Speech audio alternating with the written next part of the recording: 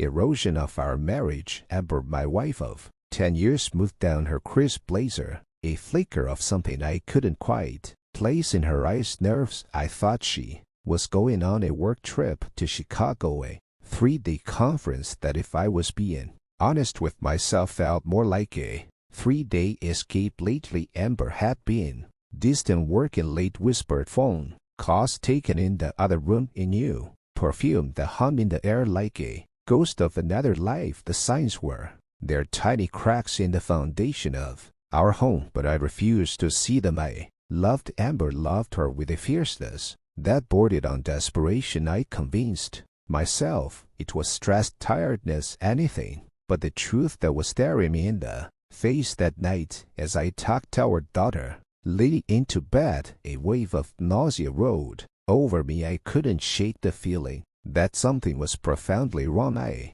returned to the bedroom to find Amber done, her suitcase Saturday on the bed, a silent, accusatory presence. A gut feeling, a primal instinct I couldn't ignore, urged me to open it. Inside, nestled amidst perfectly folded clothes, was her iPad. I hesitated, a war raging inside me. This felt like a violation, a transgression of trust, even though the trust was already hanging by a thread. But the goring suspicion was stronger. I powered it on, my hands trembling. The screen lit up, displaying an open email. It was from Wyatt, a colleague of hers. My blood ran cold as I read the words. Can't wait for Chicago, baby. 3 days just with you. The air thickened in my lungs. The room spun. I stumbled back, the iPad clattering to the floor. Chicago wasn't a work trip. It was a rendezvous. My Amber, the woman I built a life with, the mother of my child, was having an affair. A cold fury unlike anything I'd ever experienced. Too cold. I felt a strange detachment, as if I were watching myself from outside my body. I picked up the iPad and methodically scrolled through their messages, a sickening chronicle of their betrayal. Dates, times, whispered sweet nothings, plans for their future, a future that didn't include me. My revenge wouldn't be impulsive, wouldn't be a burst of anger. It would be calculated, precise, and utterly devastating. I printed out every single message, every photo, every damning piece of evidence. I then placed the stack neatly inside her suitcase, tucked between her silk scarf and her favorite dress. Next to the incriminating evidence, I placed a small framed photo of Lily, her innocent eyes staring up at me, a silent accusation. The following morning, I played the part of the dutiful husband. I made coffee, packed Lily's lunch, and kissed Amber goodbye, my lips brushing her cheek in what felt like the ultimate act of betrayal. She smiled, a strained, brittle smile. See you Monday, day, she said, her voice betraying a tremor. Love, you have a good trip, I replied, my voice flat. Emotionless, I watched from the window as she drove away, her car disappearing around the corner. Then I picked up the phone and called Wyatt's wife, a woman I barely knew. I think you need to see something, I said, my voice low and steady. Come over whenever you're ready. 2 hours later, Wyatt's wife, a petite woman with eyes that mirrored my own devastation, Saturday, on my couch, clutching the printed messages. Her face was ashen, her body trembling with Saturday. In silence, united by our shared pain to casualties of Amber and W.Y. selfish choices. Sunday evening, I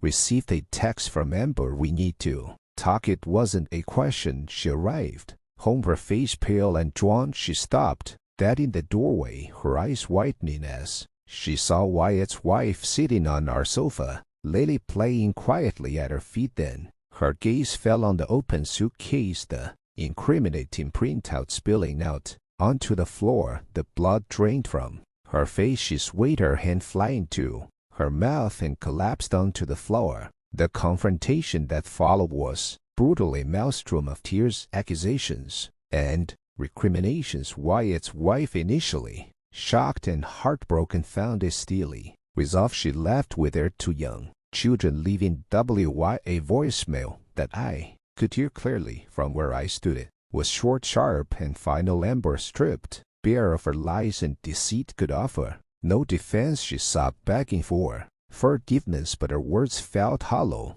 meaningless. The damage was done. The trust was shattered. Our life together, the life I thought we were building, lay in ruins around us. Lily thankfully slept through the entire ordeal. The next morning, I looked at her sleeping face. Her features so similar to amber. A wave of sadness washed over me, a profound grief for what we had lost, but beneath the sadness a flicker of resolve began to burn. I would protect Lily. I would rebuild my life brick by painful brick. I filed for divorce. Amber moved out, a ghost of her former self. Wyatt, abandoned by his wife and ostracized by his colleagues, left the city, his reputation in tatters. The following months were difficult, a blur of legal proceedings, sleepless nights, and the constant ache of loss. But slowly, painfully, I began to heal. I focused on Lily, on being the father she needed. I started therapy, confronting the pain, the anger, the betrayal. I started rebuilding my life,